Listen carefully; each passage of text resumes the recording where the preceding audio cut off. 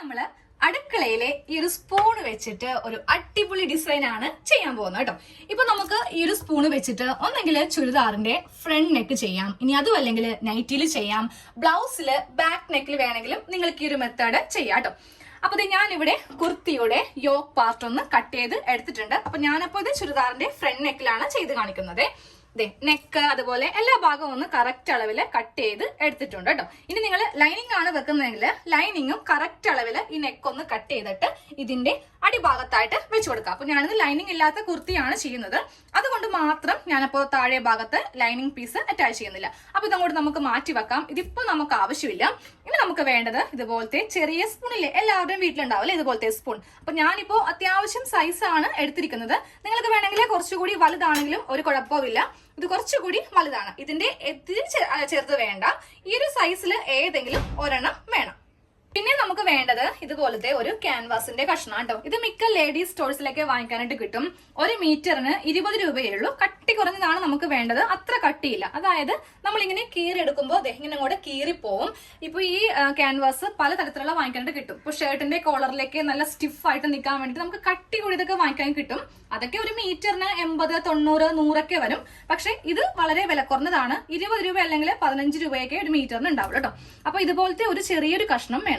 എന്നിട്ട് നമുക്ക് നേരെ ഈ സ്പൂൺ ഇതിന്റെ ഈ അറ്റത്ത് ഇങ്ങനെ വെച്ച് കൊടുക്കാം കേട്ടോ. അപ്പൊ നമുക്ക് ഇങ്ങനെ വെച്ചിട്ട് ഇതൊന്നും വരക്കാനായിട്ട് പറ്റത്തില്ല. അപ്പൊ നമ്മൾ നേരെ ഒരു ടേബിളിന്റെ ഈ ഒരു ഭാഗത്ത് ഇങ്ങനെ അങ്ങോട്ട് വെച്ച് കൊടുക്കാം. അത് ഞാൻ ഇങ്ങനെ കറക്റ്റ് സ്പൂൺ ഈ ഒരു ക്യാൻവാസിന്റെ മീതെ വെച്ച് കൊടുത്തിട്ടുണ്ട്. അപ്പൊ നമ്മൾ ഇത് വരക്കും വേണ്ടല്ലോ, ഈ ഒരു ഷേപ്പ് നമുക്ക് വേണ്ട. നമുക്ക് ഏകദേശം ഇത്രയും മതി. അതായത് ഈ ഒരു ഭാഗത്ത് നിന്ന് ഇങ്ങോട്ടേക്ക് മതി. അപ്പൊ നമ്മൾ നേരെ കുറച്ചിങ്ങനെ താഴത്തേക്ക് ഇറക്കി ഇങ്ങനെ അങ്ങ് വെച്ച് കൊടുക്കാം. ഇതാ കണ്ടില്ലേ, കറക്റ്റ് ഷേപ്പില് ഞാൻ ഇങ്ങനെ ഒന്ന് വെച്ച് കൊടുത്തിട്ടുണ്ട്. എന്നിട്ട് നമുക്ക് ഇവിടെ നിന്ന് ഇവിടം വരെ ഇങ്ങനെ ഒന്ന് വരച്ചു കൊടുക്കണം.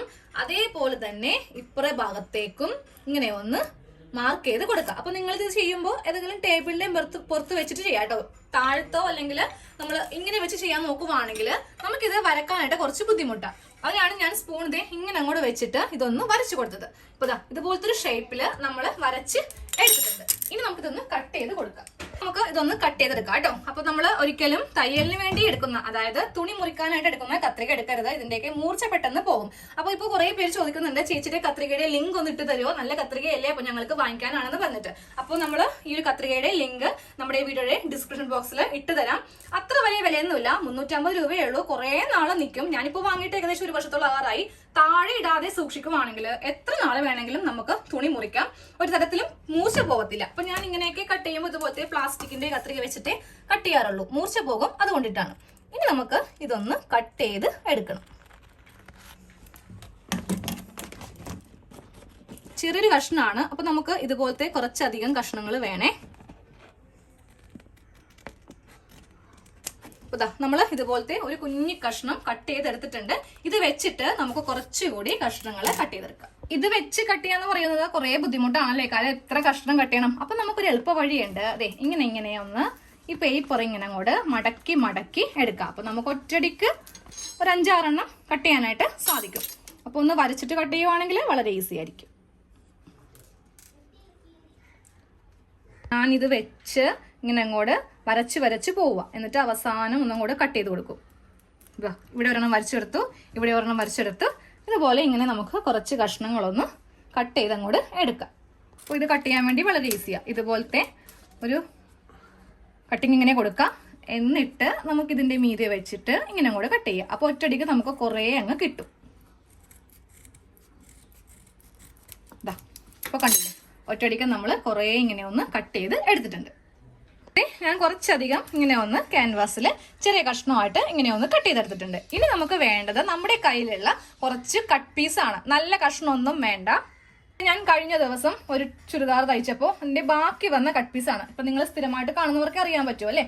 നമ്മളിത് വെച്ചിട്ട് ഒരു സൂപ്പർ ആയിട്ടുള്ള ഒരു മോഡേൺ കുർത്തി തയ്ച്ചായിരുന്നു. അതിന്റെ ബാക്കി കഷ്ണമാണ്. പിന്നെ അതുപോലെ തന്നെ ഒരു പ്ലെയിൻ തുണിയും എടുത്തിട്ടുണ്ട്. അപ്പോൾ ഇതിൽ നിന്ന് നമുക്ക് കുറച്ച് കഷ്ണങ്ങളൊന്ന് കട്ട് ചെയ്ത് എടുക്കാം. ഇത് ഞാൻ കുറച്ച് പട്ട് കഷ്ണം ഇങ്ങനെ ഒന്ന് കട്ട് ചെയ്ത് വെച്ചിട്ടുണ്ട് കേട്ടോ. അപ്പൊ ആദ്യമേ ഒരു കളറ് ഇങ്ങനെ അങ്ങോട്ട് എടുക്കാം. ഇതിന്റെ നല്ല വശമാണ്. പ്ലെയിൻ ആകുമ്പോൾ കുഴപ്പമില്ല, നമുക്ക് ഏത് വശം വേണമെങ്കിലും എടുക്കാം. അപ്പൊ നിങ്ങൾ പ്രിന്റ് ഒക്കെയാണ് ഉള്ളതെങ്കിൽ കറക്റ്റ് നല്ല വശം ഇവിടെ വെക്കാം കേട്ടോ. ഇതാണ് ഇതിന്റെ ഉൾവശം. അപ്പൊ നല്ല വശം ഇവിടെ ഇങ്ങനെ വെച്ച് കൊടുത്തു. ഇനി ഇതിന്റെ മീതെ ഇതിന്റെ നല്ല വശം വെക്കാം. അപ്പൊ ഇങ്ങനെയാണ് ഇരിക്കുക. അപ്പൊ ഞാൻ വിചാരിക്കുവാണെങ്കിൽ ഇത് വേണ്ട, പ്ലെയിൻ തന്നെ മതി, ഈ ഒരു ഡിസൈൻ ഉള്ളിൽ വരുത്തണ്ട എന്ന് കരുതിയിട്ട്. അതായത് നമ്മൾ ഇപ്പോൾ ഇങ്ങനെ ഒരു ഡിസൈൻ ആണ് ചെയ്യാൻ പോകുന്നത്. അപ്പൊ ഉള്ളിൽ കണ്ടില്ലേ, പ്ലെയിൻ ആണ് നല്ലത്. ഇങ്ങനെ ഡിസൈൻ വരുന്നത് കുറച്ച് അത്ര നല്ലതല്ലെന്ന് എനിക്ക് തോന്നിയത് കൊണ്ട് മാത്രം ഞാൻ തുണി ഇങ്ങനെയാണ് വെക്കുന്നത്. നേരെ നല്ല വശമായിട്ട് ഈ ഒരു പ്ലെയിൻ ക്ലോത്ത് ആണ് എടുക്കുന്നത് കേട്ടോ. അപ്പൊ 2 തുണി ഇങ്ങനെ അങ്ങോട്ട് വെച്ച് കൊടുത്തു. ഇതിന്റെ മീതെ നമുക്ക് ഇപ്പൊ നമ്മള് തയ്ച്ചെടുത്തില്ലേ, കട്ട് ചെയ്തെടുത്തില്ലേ, ഇത് ഇങ്ങനെ വെച്ചു. എന്നിട്ട് നമ്മളിത് തയ്ക്കാൻ പോവാം കേട്ടോ. തയ്ക്കുമ്പോൾ ഈ ഒരു ഭാഗത്ത് തയ്യൽ വേണ്ട, ഈ ഭാഗത്ത് കൂടെ തയ്ക്കണം. പിന്നെ ഒരു കാര്യം ശ്രദ്ധിക്കുക, തയ്ക്കുമ്പോൾ നമ്മൾ ക്യാൻവാസിന്റെ മീതെ കൂടിയാണ് തയ്ക്കേണ്ടത്. സാധാരണ നമ്മൾ തയ്ക്കുമ്പോൾ ഇതിന്റെ സൈഡിൽ കൂടിയാണല്ലോ തയ്ക്കാറുള്ളത്. ഇതിന്റെ മീതെ കൂടി അറ്റം വെച്ചിട്ട് ഇങ്ങനെ അങ്ങോട്ട് നമുക്കൊന്ന് തയ്ച്ച് എടുക്കാം.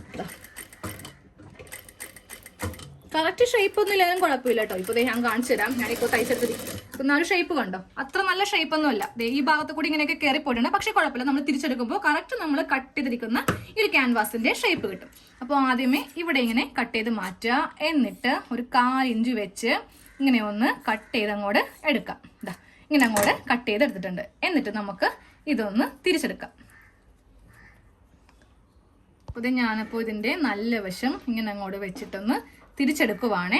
അപ്പോൾ ഒന്ന് കൈക്കൊക്കെ വെച്ചിട്ടൊന്ന് കുത്തുക കേട്ടോ. ഈ ഭാഗത്ത് ഇങ്ങനെയൊന്ന് കറക്റ്റ് നമ്മളൊന്ന് ചെയ്യുവാണെങ്കിൽ നമുക്കത് ഇതുപോലെ നല്ല ഉരുണ്ട ഷേപ്പിൽ തന്നെ കിട്ടും. ഇങ്ങനെ അങ്ങോട്ട് കിട്ടിയിട്ടുണ്ട്. ഒക്കെയുള്ള ആ നൂലൊക്കെ ഒന്ന് കട്ട് ചെയ്ത് അങ്ങോട്ട് മാറ്റുക. എന്നിട്ട് നമുക്ക് ചെയ്യേണ്ടത് ഇതിന്റെ സെന്റർ കറക്റ്റ് ആയിട്ട് ഇങ്ങനെ ഒന്ന് മടക്കി കൊടുക്കുക. എന്നിട്ട് ഇതിന്റെ സെന്ററിൽ ഇങ്ങനെ ഒന്ന് ജസ്റ്റ് ഒന്ന് പ്രസ് ചെയ്യുക. അപ്പം നമുക്ക് കറക്റ്റ് ഇതിന്റെ സെന്റർ ഇങ്ങനെ കിട്ടും. ഒന്നെങ്കിൽ നമുക്ക് ഇങ്ങനെ ഡിസൈൻ ചെയ്യാം, അതായത് ഈ മഞ്ഞ തുണി ഉള്ളിലേക്കാണ് ഇപ്പോൾ പോയിരിക്കുന്നത്. ഇനി അതും അല്ലെങ്കിൽ നമുക്ക് വേണമെങ്കിൽ ഇങ്ങനെ ഡിസൈൻ ചെയ്യാം. അപ്പോൾ ഈ പിങ്ക് ഇതിൻ്റെ അകത്തേക്ക് പോകും. എങ്ങനെ നിങ്ങളുടെ ഇഷ്ടം എങ്ങനെയാണോ, ഏത് തുണി പുറമേ വന്നം അങ്ങനെ ചെയ്യാം കേട്ടോ. അപ്പം ഞാൻ എന്തായാലും മഞ്ഞ ഉള്ളിലേക്കാണ് കൊടുക്കാൻ പോകുന്നത്. അതുകൊണ്ടിട്ട് ഇങ്ങനെ ഒന്ന് വെച്ചിട്ട് അങ്ങോട്ട് ഞാനൊന്ന് മടക്കിയെടുത്തു. എന്നിട്ട് ഈ ഭാഗം ഒന്ന് തയ്ച്ചെടുക്കാം.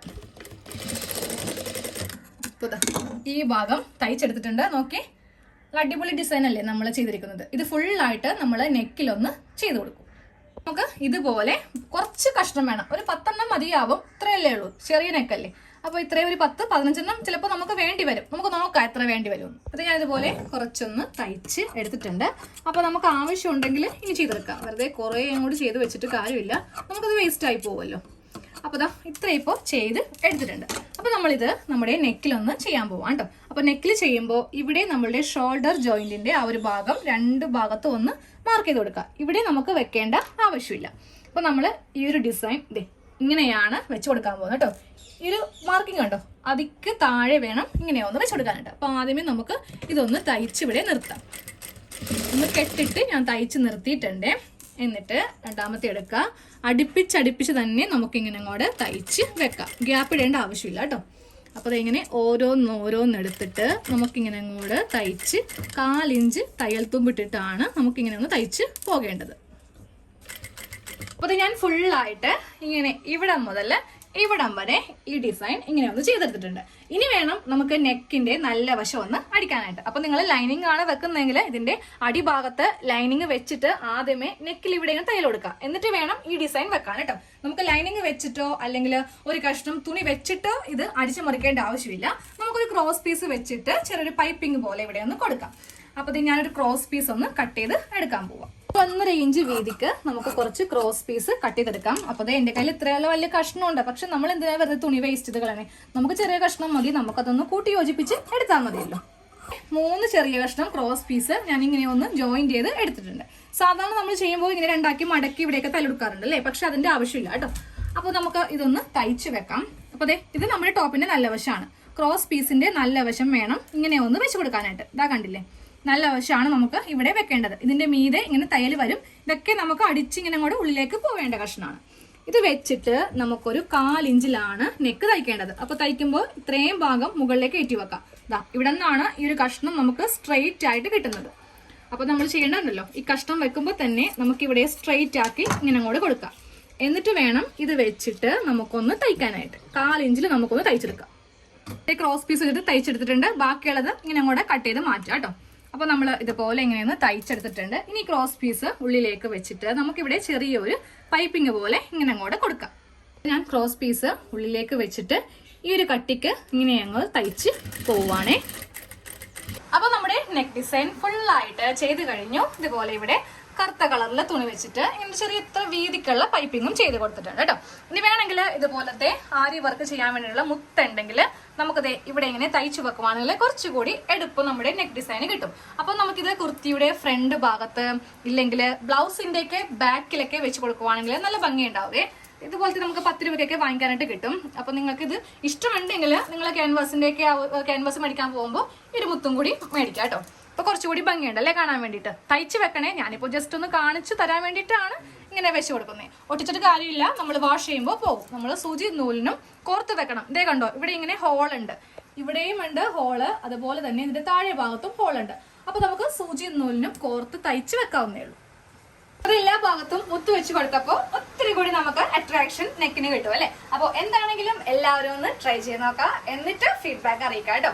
നല്ല ഭംഗിയുണ്ടല്ലേ കാണാൻ വേണ്ടിയിട്ട്. നെക്കിലൊക്കെ ഇങ്ങനെ ചെയ്യുമ്പോൾ ആ ഒരു ഷോളൊക്കെ നമ്മുടെ കഴുത്തിക്കൂടി ഇടുമ്പോൾ ഈ നെക്ക് കാണാൻ വേണ്ടിയിട്ട് നല്ല ഭംഗിയായിരിക്കും. അപ്പൊ എന്താണെങ്കിലും എല്ലാവരും ഒന്ന് ചെയ്ത് നോക്കിയിട്ട് ഫീഡ്ബാക്ക് അറിയിക്കാം. അപ്പൊ നമുക്ക് അടുത്തൊരു വീഡിയോയിൽ കാണാം. Thank you.